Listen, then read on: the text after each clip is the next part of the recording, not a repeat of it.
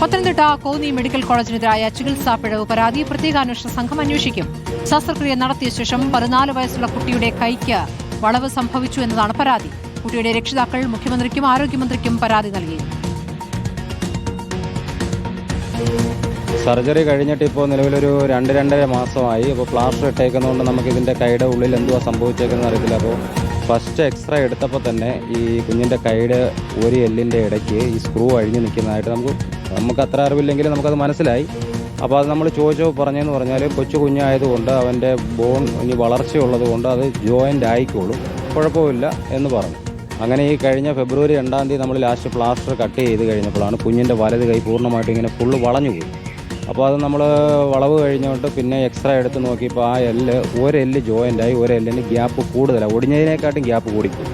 സാധാരണ നമ്മളിങ്ങനെ സർജറി ചെയ്യുമ്പോൾ സ്വാഭാവികം ഇങ്ങനെ സംഭവിക്കുന്നതാണ്. അത് രണ്ടാമത് സർജറി ചെയ്താൽ നമ്മൾ റെഡിയാക്കുന്നില്ല. അപ്പോൾ നമ്മുടെ കുഞ്ഞിൻ്റെ കൈ എന്തുവാ ഇവർക്ക് പഠിക്കാനുള്ള സംഭവമല്ലല്ലോ. നമ്മളാദ്യമായിട്ട് കേൾക്കുക ഒരു ഡോക്ടർ ഒരു സർജറി ചെയ്തിട്ട് വീണ്ടും ഒരു സർജറി ചെയ്താലേ മാറത്തുള്ളൂ എന്ന് പറയുന്നത് ആദ്യമായിട്ട് കേൾക്കുക. പ്രവീൺ പുരുഷോത്തമൻ വിവരങ്ങളുമായി. പ്രവീൺ, ആ ചിത്രങ്ങളിൽ കുട്ടിയുടെ കൈയിന് സംഭവിച്ചിരിക്കുന്ന വളവ് വളരെ വ്യക്തമായി മനസ്സിലാക്കുന്നതാണ്. എപ്പോഴായിരുന്നു ഈ ശസ്ത്രക്രിയ നടന്നത്? പരാതിപ്പെട്ടിട്ട് എത്ര സമയം കഴിഞ്ഞിട്ടാണ് ഇപ്പോൾ മുഖ്യമന്ത്രിക്കും ഒപ്പം തന്നെ ആരോഗ്യമന്ത്രിക്കും കത്ത് നൽകിയതും അതിനുശേഷം ഇപ്പോൾ പ്രത്യേക അന്വേഷണ സംഘത്തെ നിയോഗിക്കുകയും ചെയ്തിരിക്കുന്നത്?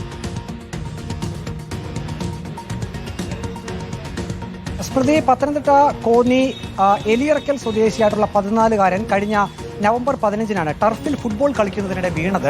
ഉടൻ തന്നെ കോന്നി മെഡിക്കൽ കോളേജ് ആശുപത്രിയിലേക്കാണ് ഈ 14-കാരനെ എത്തിച്ചത്. പരിശോധനയിൽ കൈയുടെ എല്ലിൽ 2 പൊട്ടലുണ്ടെന്ന് കണ്ടെത്തി. ശസ്ത്രക്രിയ വേണമെന്നും ഡോക്ടർമാർ നിർദ്ദേശിച്ചു. അതിന്റെ അടിസ്ഥാനത്തിൽ 14-കാരനെ ശസ്ത്രക്രിയ നടത്തുകയും പ്ലാസ്റ്റർ ഇടുകയും ചെയ്തു. ഇത് 2 തവണ പ്ലാസ്റ്റർ മാറിയിട്ടു എന്നാണ് രക്ഷിതാക്കൾ പറയുന്നത്. ഈ മാസം ആദ്യം വീണ്ടും പരിശോധനയ്ക്കായി കോന്നി മെഡിക്കൽ കോളേജ് ആശുപത്രിയിൽ എത്തിക്കുന്നു. പ്ലാസ്റ്റർ മാറ്റിയപ്പോഴാണ് കൈക്ക് രൂപമാറ്റം വന്നിരിക്കുന്നതായി ശ്രദ്ധയിൽപ്പെട്ടത്. വലത് കൈയാണ്, 2 ഒടിവുണ്ടായിരുന്നു.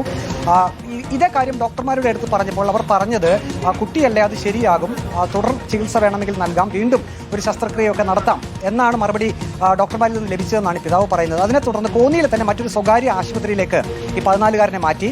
അവർ അവിടെ വിശദമായി ഡോക്ടർമാർ പരിശോധിച്ചപ്പോൾ ഈ പറഞ്ഞ നേരത്തെ പിതാവ് പറഞ്ഞ ചില പോരായ്മകൾ ചികിത്സയിൽ സംഭവിച്ചിട്ടുണ്ട് എന്ന് മനസ്സിലാക്കി. അതിന്റെ അടിസ്ഥാനത്തിൽ വീണ്ടും ഒരു ശസ്ത്രക്രിയ കൂടി ഇപ്പോൾ നടത്തിയിട്ടുണ്ട്. ഇപ്പോൾ കൈ അല്പമൊക്കെ അതിന്റെ രൂപം പഴയ രീതിയിലേക്ക് വരുന്നു എന്നാണ് ഡോക്ടർമാർ അറിയിച്ചിരിക്കുന്നത്.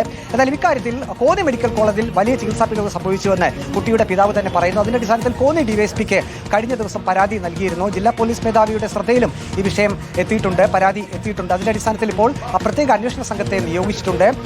ഈ ചികിത്സാ പിഴവാണോ എന്നത് സംബന്ധിച്ചുള്ള കൃത്യമായിട്ടുള്ള അന്വേഷണം പോലീസ് ഉദ്യോഗസ്ഥർ നടത്തും. അതേസമയം കോന്നി മെഡിക്കൽ കോളേജ് ആശുപത്രി അധികൃതരുമായി നാം സംസാരിച്ചിരുന്നു. അവർ പറയുന്നത് ചികിത്സാ പിഴവ് ഇക്കാര്യത്തിൽ സംഭവിച്ചിട്ടില്ല, തുടർ ചികിത്സ നൽകാൻ തങ്ങൾ തയ്യാറാണെന്ന് കുട്ടിയുടെ രക്ഷിതാക്കളെ അറിയിച്ചിരുന്നു. പക്ഷേ അവർ അതിന് തയ്യാറായില്ല. അതുകൊണ്ടായിരിക്കാം മറ്റൊരു ആശുപത്രിയിലേക്ക് ആ കുട്ടിയും കൊണ്ട് രക്ഷിതാക്കൾ പോയതെന്നാണ് കോന്നി മെഡിക്കൽ കോളേജ് ആശുപത്രിയിൽ നിന്നും നമുക്ക് വിവരം ലഭിച്ചിരിക്കുന്നത്, മറുപടി ലഭിച്ചിരിക്കുന്നത്.